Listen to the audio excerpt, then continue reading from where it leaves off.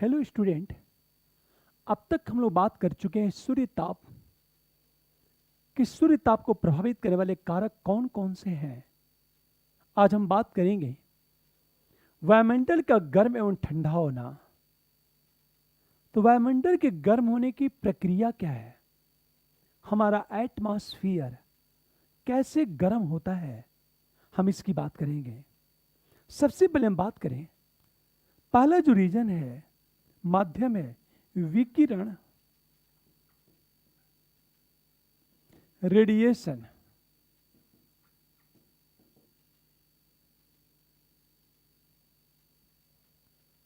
विकिरण का मतलब क्या है, विकिरण कहते किसे हैं? विकिरण का मतलब है उष्मा तरंगों के माध्यम से जब कोई वस्तु गर्म हो तो उसे कहते हैं विकिरण। ध्यान देना, उष्मा तरंगों के संचार द्वारा किसी वस्तु के सीधे गर्म होने को कहते हैं विकिरण। पहली चीज,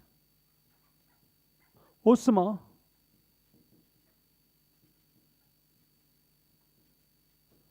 तरंगों के संचार के द्वारा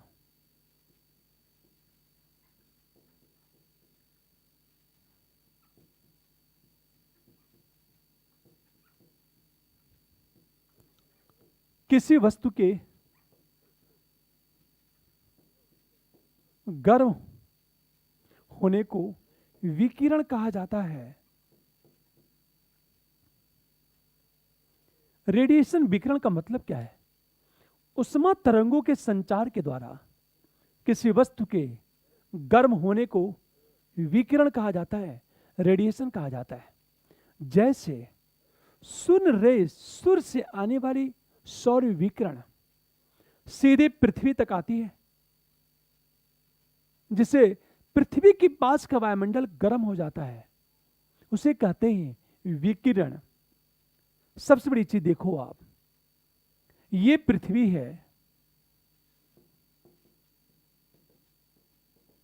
ये सूर्य है, सनरेज आ रही है, ये सूर्य की किरणें हैं, ये आ रही हैं, ये लघु तरंगे हैं, इसे वायुमंडल को गर्म किए बिना सीधे पृथ्वी तक आ जाती हैं।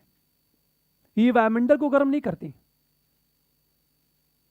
लेकिन पृथ्वी जब भौमिक विकिरण के रूप में ताप का उत्सर्जन करती है, तो पृथ्वी द्वारा उत्सर्जित भौमिक विकिरण दीर्घ तरंगे हैं, और हमारा वायुमंडल भौमिक विकिरण को अवशोषित कर लेता है।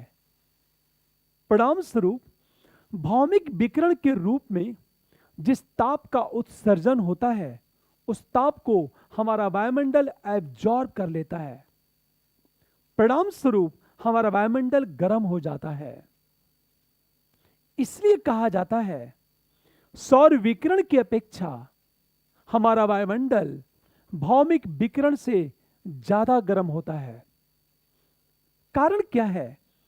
सूर्य से जो किरणें आती हैं, सौर विकिरण की बात करें, ये लघु तरंगे हैं।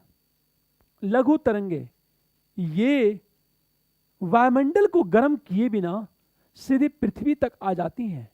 इसका मतलब यह है कि वायुमंडल को गर्म करने में सौर विकिरण की भूमिका अत्यंत सीमित होती है। लेकिन पृथ्वी भौमिक विकिरण के रूप में जिस ताप का उत्सर्जन करती है, हमारा वायुमंडल उस भौमिक विकिरण को अवशोषित कर लेता है। क्यों कर लेता है? क्योंकि भौमिक विकिरण दीर्घ तरंगे हैं। इसका अर्थ यह है कि हमारा जो वायुमंडल है भौमिक विकिरण से ज्यादा गर्म होता है। इसे ही कहते हैं विकिरण। पहली चीज। दूसरी चीज, संचालन, कंडक्शन की बात करें,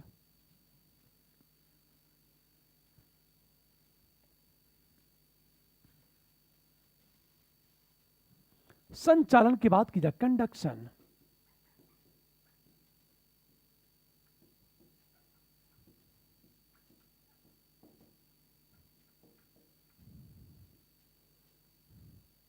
हमेशा संचालन का मतलब क्या होता है?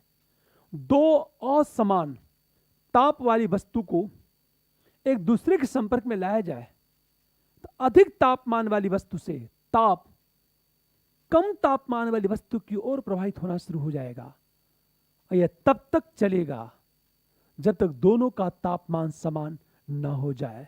जैसे मान लिया जाए ये ए नामक कोई वस्तु बहुत गर्म है, ये बी नामक कोई वस्तु ये भी बहुत गर्म है। इसका जो टेम्परेचर है मान लिया जाए 100 डिग्री है, इसका जो टेम्परेचर है 50 डिग्री है। दोनों को एक साथ लाओ और इनको जोड़ दो तो दो असमान तापमान, इसका तापमान 100 डिग्री, इसका तापमान 50 डिग्री, दो असमान ताप वाले वस्तुओं को एक साथ लाया जाए तो होगा क्या? इसका तापमान 100 डिग्री है, इसका तापमान 50 डिग्री है। यहां से ताप इधर फ्लो करेगा, अर्थात अधिक तापमान वाली वस्तु से तापमान कम तापमान वाली वस्तु की ओर प्रवाहित होगा, और ये तब तक चलता रहेगा जब तक दोनों का ताप लगभग बराबर न हो जाए। इसे ही कहते हैं संचालन। हमेशा ध्यान दो इस बात को, इसे ही कहा जाता है संचालन। सामान्यतः जो हवाएं गर्म होती हैं उसमें संचालन की एक बड़ी भूमिका होती है। तीसरा जो रीजन है संवहन, कन्वेक्शन की बात करें।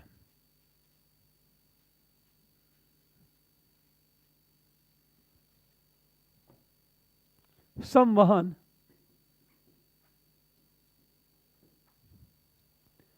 कन्वेक्शन की बात किया जाए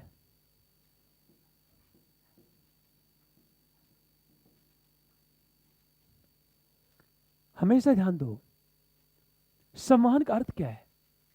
गैसीय एवं तरल पदार्थ के एक भाग से दूसरे भाग की ओर उसके तत्वों के द्वारा उष्मा के संचार को संवहन कहा जाता है। गैसीय या तरल पदार्थ के तत्वों के द्वारा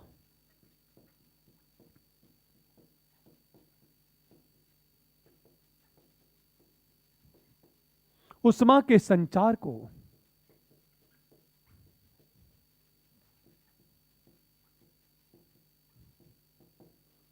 हम संवहन कहते हैं। गैसीय या तरल पदार्थ के तत्वों के द्वारा उष्मा के संचार को संवहन कहा जाता है। फॉर एग्जाम्पल, ये गैस है, इसका तापमान मान लिया जाए 50 डिग्री है। यह गर्म हुआ जिन जिन क्षेत्रों में प्रवाहित होगी वहां का ताप बढ़ जाएगा। जैसे थार के रेगिस्तान से उठने वाली गर्म हवा जब दिल्ली की ओर प्रवाहित होती है तो दिल्ली का तापमान भी बढ़ जाता है। अर्थात जब गर्म हवा जिधर प्रवाहित होगी वहां का ताप बढ़ता चला जाएगा, और जब ठंडी हवा जिधर प्रवाहित होगी उसका ताप गिरता चला जाएगा। जैसे जब कश्मीर में बड़े पैमाने पर स्नोफॉल होता है और जब ठंडी हवाएं मैदानी क्षेत्रों की ओर प्रवाहित होने लगती हैं तो मैदानी क्षेत्रों का ताप गिरने लगता है। इसे ही कहा जाता है संवहन। अर्थात 3 बातें, विकिरण, रेडिएशन, संचालन, कंडक्शन एवं संवहन। कन्वेक्शन की बात करें हम लोग, समानतः होता क्या है? ये पृथ्वी है, पृथ्वी है। पृथ्वी का जो ये भाग है, वायुमंडल का जो निचला भाग है, वायुमंडल का निचला भाग, ये गर्म होता है विकिरण के द्वारा, भौमिक विकिरण के द्वारा। अब एक चीज ध्यान दो, जब पृथ्वी की निचली भाग की वायु जो गर्म होती है तो हमेशा ध्यान दो, ये पृथ्वी है, पृथ्वी के पास सटी हुई जो हवा है, ये जो वायुमंडल है, यह गर्म होता है विकिरण के द्वारा, रेडिएशन के द्वारा। लेकिन वायुमंडल का जो ऊपरी भाग है यह गर्म होता है संवहन के द्वारा। क्यों?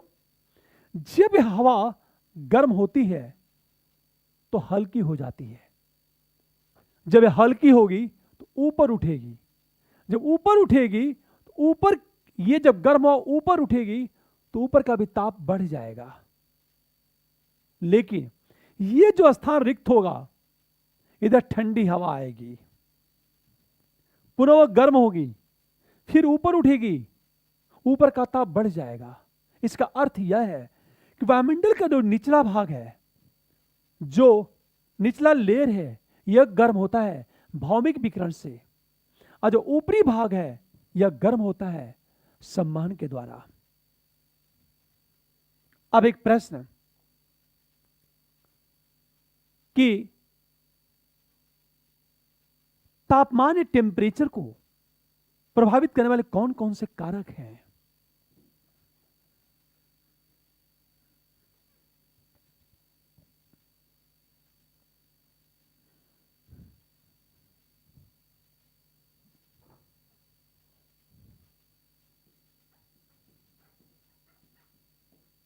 हम तापमान की बात करें,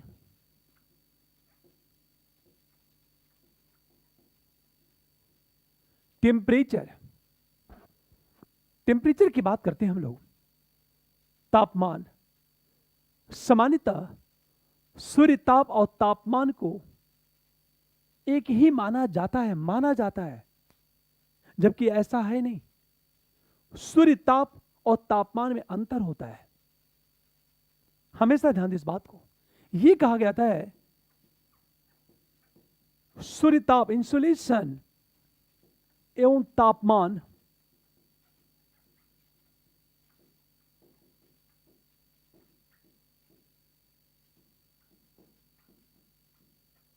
हमेशा ध्यान दो, सूर्य ताप तापमान में अंतर होता है।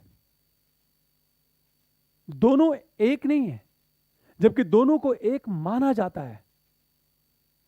दोनों अलग अलग हैं। यह अंतर कैसे? हम किस आधार पर कह सकते हैं कि दोनों में अंतर है? अंतर, पहला कारण यह है कि सूर्य ताप को हमेशा कैलोरी में मापा जाता है, कैलोरी, जबकि तापमान को हमेशा फ़ारेनहाइट या सेंटीग्रेड में मापा जाता है। जैसे कितने सेंटीग्रेड टेम्परेचर है, टेम्परेचर, यह कितना कैलोरी सूर्य ताप है। दूसरी चीज, सूर्य ताप हीट का सूचक है, उष्मा का सूचक है, लेकिन तापमान उष्मा से उत्पन्न गर्मी है। हमेशा उष्मा से जो गर्मी उत्पन्न होती है उसे तापमान कहा जाता है। इस प्रकार देखा जाए, सूर्य ताप और तापमान में अंतर होता है। अब एक बात करते हैं, तापमान को नियंत्रित करने वाले कारक कौन कौन से हैं?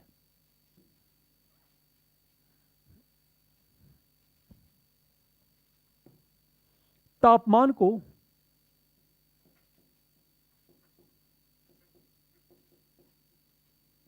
नियंत्रित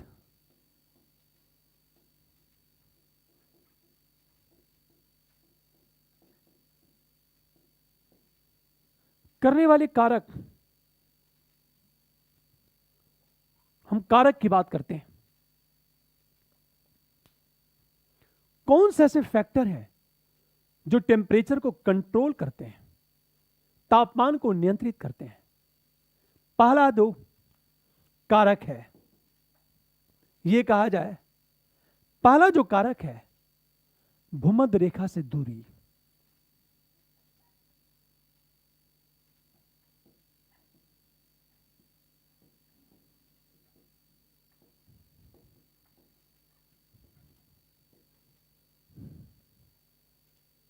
अर्थात भूमध्य रेखा से दूरी टेम्परेचर को प्रभावित करता है। जैसे, ध्यान देना इस बात को, यह पृथ्वी है, ये इक्वेटर है, ये सूर्य है। एक चीज ध्यान देना इस बात को, सूर्य यदि इक्वेटर पर चमकता है, इक्वेटर पर, तो ऑलरेडी यहां तापमान ज्यादा होगा। पर जैसे जैसे सूर्य की किरणों का झुकाव बढ़ता जाएगा, तापमान की मात्रा कम होती चली जाएगी। क्यों कम होती चली जाएगी? क्योंकि यदि सूर्य की किरणों का झुकाव बढ़ता चला गया तो प्रति इकाई क्षेत्रफल में सूर्य ताप की मात्रा कम होती चली जाएगी, और जब सूर्य ताप की मात्रा में कमी आएगी तो तापमान भी कम होता चला जाएगा। जैसे इक्वेटर पर सूर्य की किरणें वर्टिकल लंबवत पड़ती हैं, तो स्वाभाविक है यहां तापमान ज्यादा होगा। हम जैसे जैसे इक्वेटर से पोल की ओर बढ़ते हैं, यह नॉर्थ पोल है, यह साउथ पोल है, हम नॉर्थ पोल की ओर जैसे जैसे बढ़ेंगे वैसे वैसे सूर्य की किरणों का झुकाव बढ़ता जाएगा, और जैसे जैसे झुकाव बढ़ेगा वैसे वैसे प्रति इकाई क्षेत्रफल में सूर्य ताप की मात्रा कम होगी, और यदि सूर्य ताप की मात्रा कम होगी तो तापमान भी कम होता चला जाएगा। इसका मतलब क्या है? ए, बी, सी और डी की बात करें, ए पर सबसे ज्यादा तापमान होगा, बी पर उसकी अपेक्षा कम होगा, सी पर और कम होगा, और सबसे कम डी पर होगा।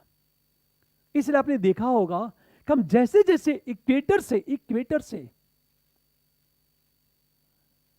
पोल की ओर बढ़ते हैं तापमान कम होता चला जाता है, और पोल पर तापमान इतना कम होता है, इतना कम होता है कि तापमान सब माइनस में, वहां बर्फ जमी रहती है। क्यों? क्योंकि यहां सूर्य ताप की मात्रा अत्यंत कम हो जाती है।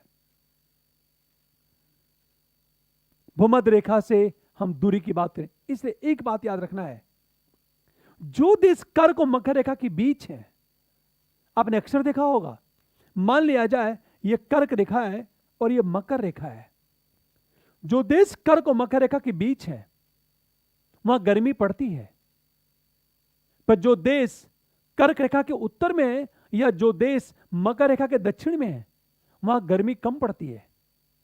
और जैसे जैसे पोल की ओर बढ़ते चले जाएंगे गर्मी की मात्रा अत्यंत कम होती चली जाएगी और ठंड की मात्रा लगातार बढ़ती चली जाएगी। भूमध्य रेखा से दूरी, एक बात इसलिए यह कहा जाता है, जैसे छोटा सा एग्जांपल लिया जाए, हम इंडिया की बात करें, यह इक्वेटर है, यह कर्क रेखा है। यदि सूर्य इक्वेटर पर चमकता है, इक्वेटर पर, तो जैसे जैसे हम साउथ इंडिया से नॉर्थ इंडिया को बढ़ते चले जाते हैं वैसे वैसे सूर्य की किरणों का झुकाव बढ़ता जाएगा, परिणाम स्वरूप तापमान भी कम होता चला जाएगा। इसका अर्थ क्या है कि सूर्य यदि इक्वेटर पर चमकता है तो साउथ इंडिया में सबसे ज्यादा ताप होगा। हम जैसे जैसे साउथ इंडिया से नॉर्थ इंडिया को बढ़ते चले जाएंगे वैसे वैसे तापमान कम होता चला जाता है।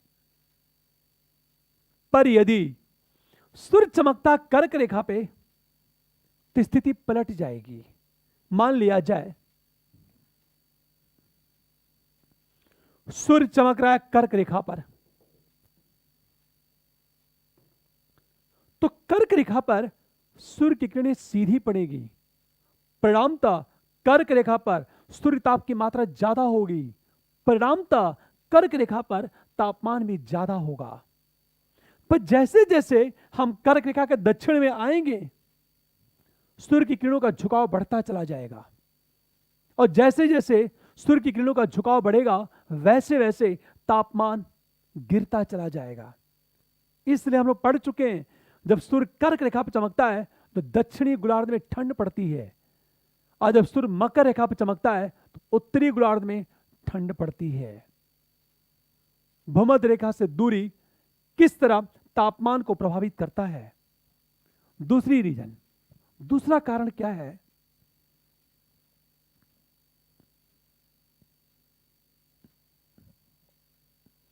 समुद्र तल से ऊंचाई।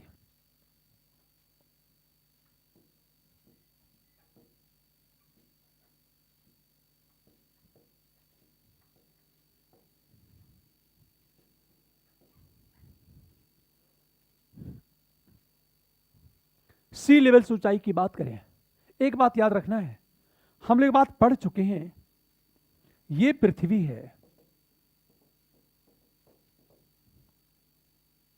हम जैसे जैसे ऊपर बढ़ते चले जाते हैं, मान लिया जाए यहां ताप 25 डिग्री है, यहां ताप 20 डिग्री है, यहां ताप 15 डिग्री है, यहां ताप 10 डिग्री है। हम जैसे जैसे ऊपर बढ़ते जाते हैं सी लेवल से ऊपर, वैसे ताप गिरने लगता है। इसे कहते हैं नॉर्मल लैप्स रेट कहते हैं, सामान्य